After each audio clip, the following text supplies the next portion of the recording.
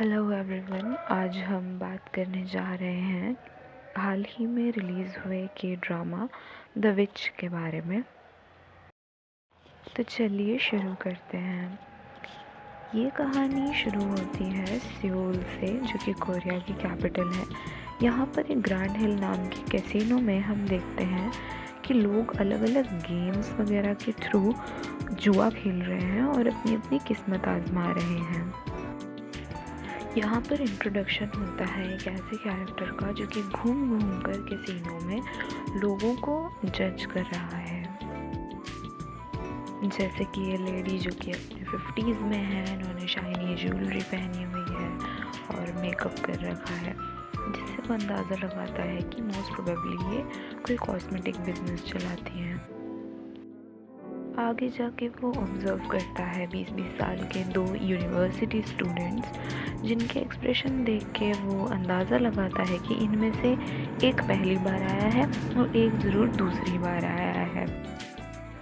फिर वो देखता है कि लगभग 30 साल की उम्र का कोई ऑफिस वर्कर अपनी बाजी लगाए हुए बैठा है, लेकिन अचानक से एक ही बाजी में वो अपनी सारी जीती हुई रकम हार जाता है और शॉक के मारे उसकी हालत ख़राब हो जाती है।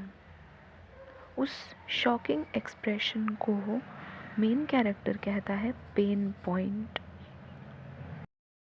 सो इस कैरेक्टर की इस पूरी एक्टिविटी से हम देखते हैं कि ये एक्चुअली बहुत ही तेज़ दिमाग वाला इंसान है और इसका लॉजिकल मैथमेटिकल एनालिसिस काफ़ी स्ट्रॉन्ग है।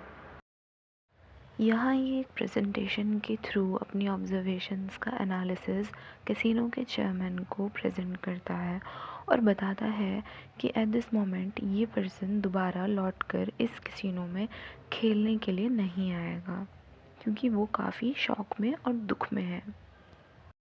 साथ ही हमें पता चलता है कि ये इंसान एक्चुअली शाइन डेटा सॉल्यूशंस नाम की किसी कंपनी के लिए काम करता है और इस कैसीनो को अपनी सर्विसेज का डेमो दे रहा है।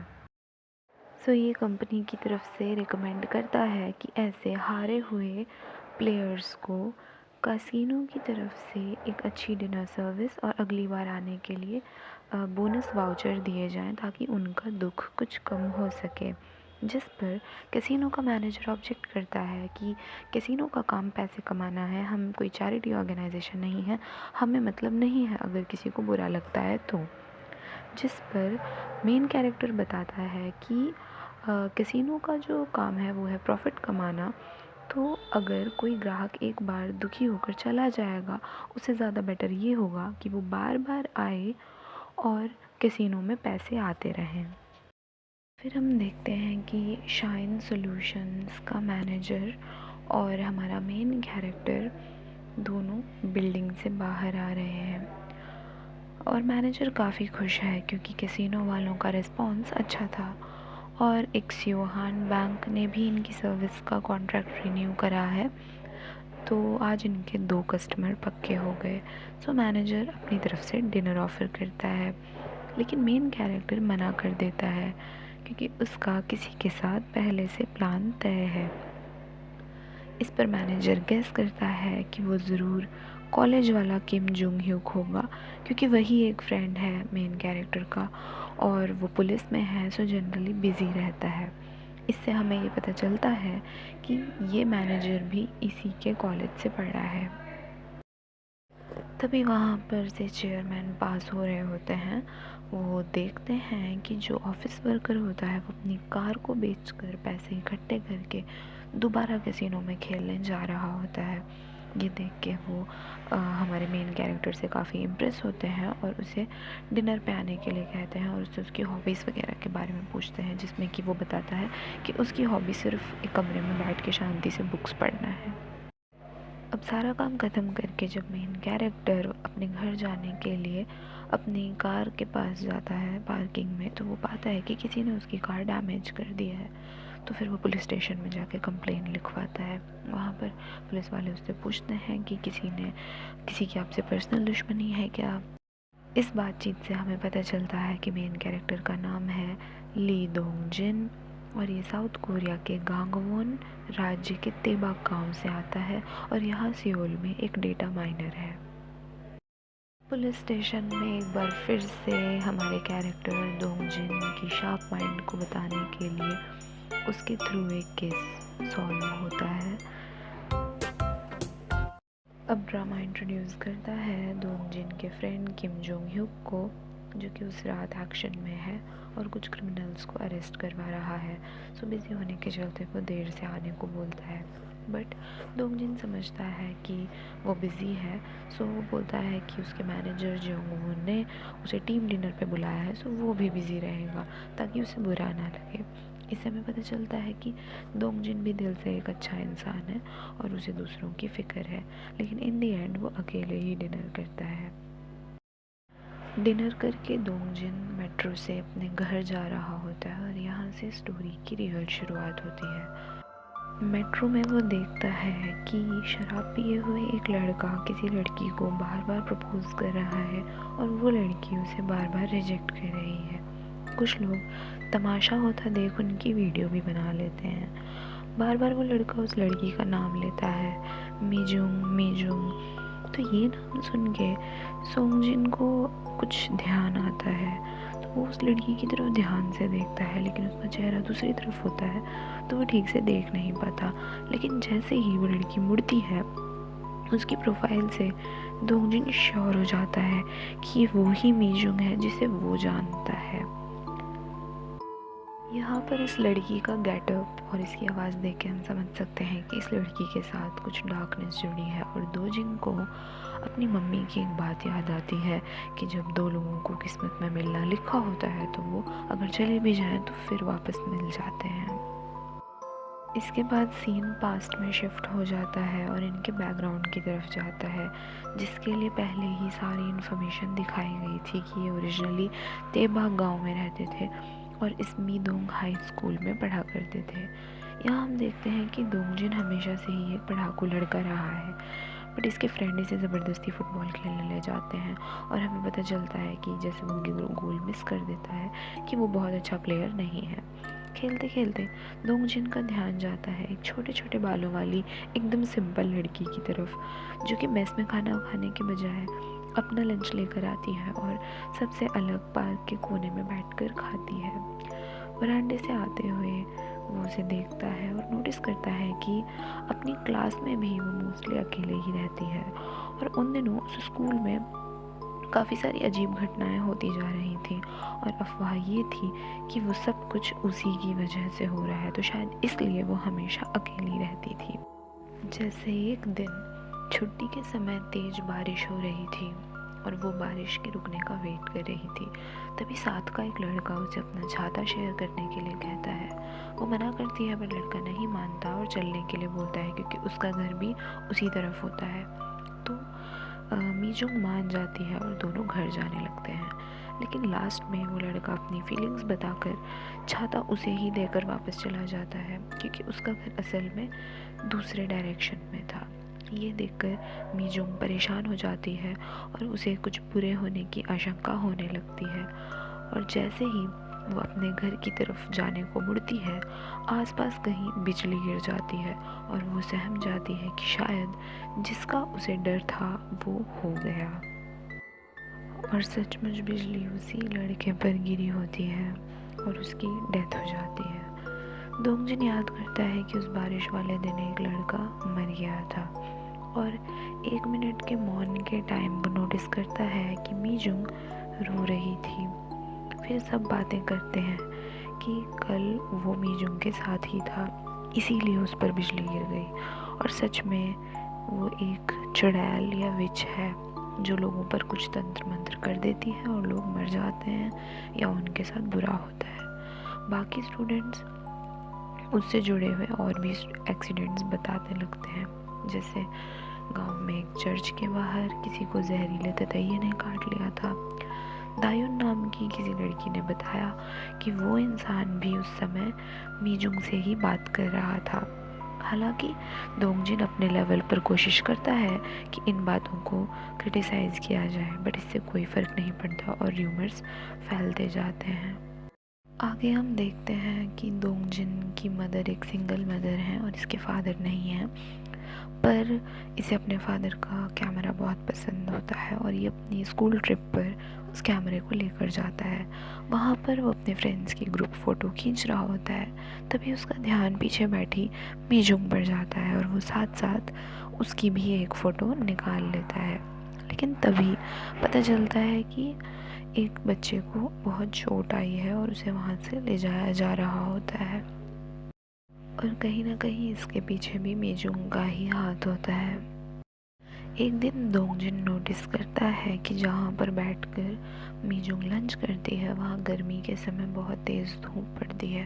तो वो अपनी मम्मी से रिक्वेस्ट करता है कि वो गांव की कमेटी से कह के उस बेंच पर एक सनशेड लगवा दें।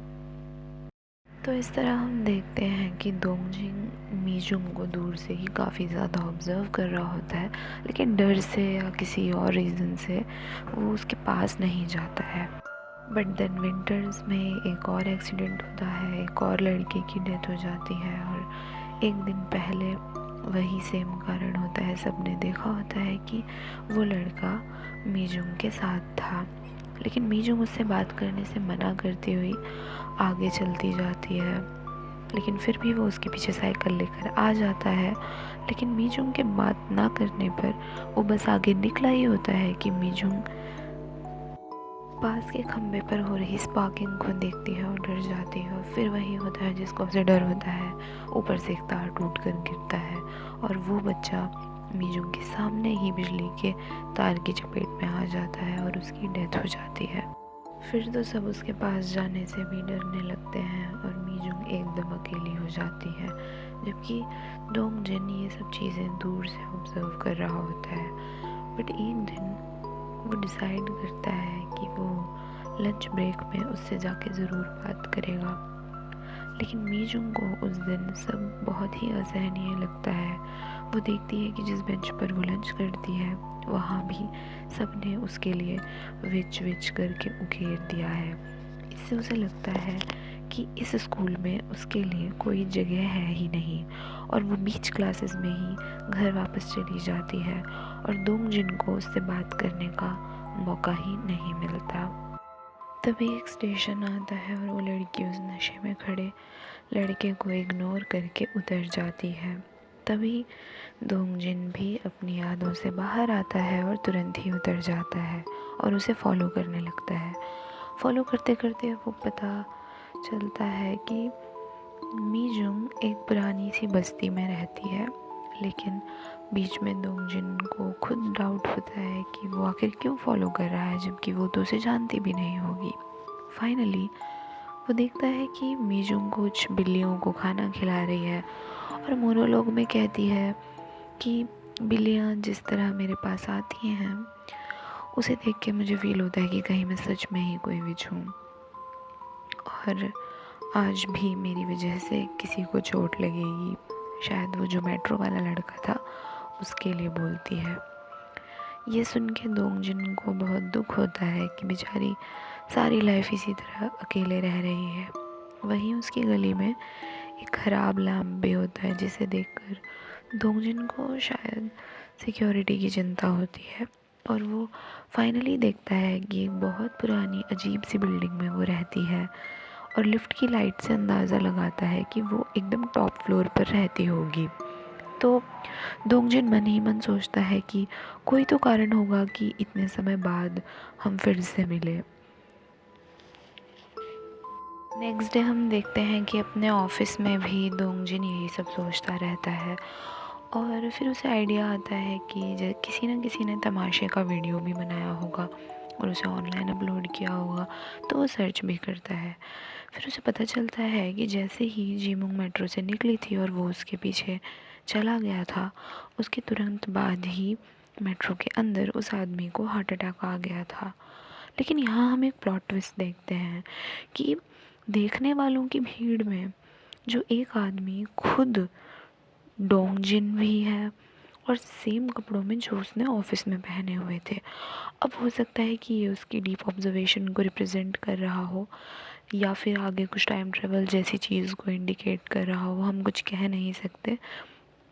एक और ट्विस्ट जो मुझे लगा वो ये कि रियल इवेंट जिसमें डोंगजिन खुद मेट्रो में है, ऐसा दिखाने के बाद उसने एक्चुअली वीडियो स्टार्ट किया है। अब ये हो सकता है इंडिकेट कर रहा हो कि डोंगजिन ने अपने लॉजिक से या किसी सुपर पावर से पहले ही गेस कर लिया कि वीडियो में कौन है, या फिर मे बी इन सब डेथ्स के पीछे कहीं डोंगजिन का ही हाथ तो नहीं है, क्योंकि इन दी एंड डोंगजिन भी जिमोंग से दोस्ती ही करना चाहता था। बट अभी हम कुछ कह नहीं सकते। लेकिन इन सब चीज़ों के बाद हम देखते हैं कि डोंगजिन काफ़ी परेशान है और वो अपने डिटेक्टिव फ्रेंड से मिलता है और उससे कहता है कि कुछ चीज़ें दुनिया में बहुत वियर्ड होती हैं। जैसे कि मान लो आप किसी टीम को सपोर्ट करो, वो हमेशा हार जाए। आप फ़ोन निकालो और हमेशा फ़ोन में 4:44 बज रहे हों। या फिर आप किसी रेस्टोरेंट में खाना खाने जाओ लेकिन आपकी बारी आते ही वो लोग अपना रेस्टोरेंट बंद कर दें। या फिर आप किसी मशीन को यूज़ करने जाओ, सब लोग यूज़ कर रहे हैं लेकिन जैसे ही आप यूज़ करने जाओ मशीन ख़राब हो जाए। इस पर डिटेक्टिव कहता है कि हाँ, ये कुछ मर्फीज़ लॉ या सैलीज़ लॉ है। तो डोंगजिन कहता है एग्जैक्टली, कहीं ऐसा तो नहीं कि दुनिया में कुछ ऐसी लॉज हैं जो अभी हमें नहीं पता है, और अगर हम उन्हें जान लें तो शायद हम किसी की हेल्प कर सकते हैं। तो इस कॉन्वर्सेशन के थ्रू एक्चुअली होता क्या है, इस ड्रामा की थीम सेट हो जाती है कि आखिर ये किस डायरेक्शन में जाएगा। तो यहाँ हमें पता चलता है कि मोस्ट प्रोबेबली डोंगजिन इसका रीज़न ढूंढने की कोशिश करेगा और शायद उसकी हेल्प भी करने की कोशिश करेगा। तो यहाँ पे एपिसोड ख़त्म होता है। इसके नेक्स्ट एपिसोड की प्रीव्यू में हम देखते हैं कि इन सारे इवेंट्स के पीछे जिमोंग का खुद क्या नज़रिया है कि आखिर उसके साथ ये घटनाएं कैसे कैसे और कब कब हुई। So stay tuned and thanks for watching.